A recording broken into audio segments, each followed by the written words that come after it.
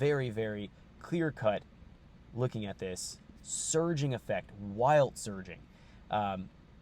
Looking at this, and this is actually a two-part problem that I had to address, and I fixed one part of it, and then the next part was something I just had to go back through a couple different calibrations of I had for other boosted Coyote Gen 1s here, and I ended up figuring out a trend, that something I toggled on between a couple of them that fixed the problem. So let's talk about this, let's break it down. Looking at this, we see that this surging is happening. Now, mass airflow is going crazy. Looking at our throttle, if we're looking, here's our throttle. So we have a chart versus time with our throttle here, so if we can source that here. So here is our throttle. We can see in the green, our throttle, we see it's moving around like crazy. Now, my foot was on the accel pedal as steady as I could make it. However, it was bucking and surging so bad that I was actually almost, my foot was almost bouncing off the pedal, and it was making it worse.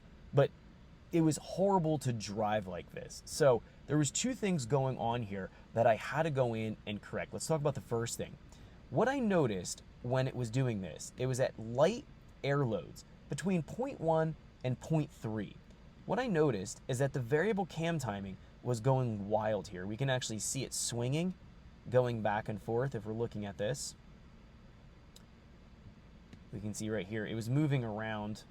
In this particular example, it may not have been as, at this particular point of the data log, it may not have been as abrupt, but I notice in other parts of the data log, if you pan back through, you'll see that the intake is going in trying to command a bunch of overlap, and then a bunch of advance going into negative value, and the exhaust is going retarded, and we're getting a bunch of overlap. And what's happening is that the actual schedule here, if we look at the VCT schedule mode, it's going from economy to stability back to economy again. We can see right there, it went from stability to economy, back to stability, back to economy.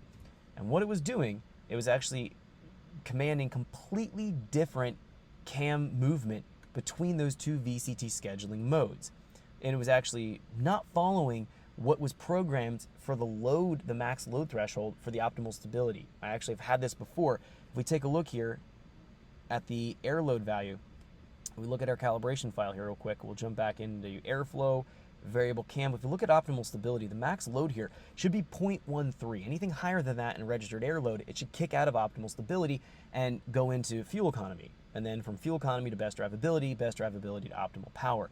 In this case, it was actually transitioning from stability to economy way above this particular desired load here. And that's obviously not ideal. So in this situation, I had to go in and get creative with the variable cam mapping so that it was not, even though it was moving and bouncing between the scheduling, so that it was moving between optimal stability and economy, I was locking the cam in so it wasn't able to move and have such a drastic difference between the two VCT scheduling modes, because that would create surging and drivability problems. That was feeding into the problem.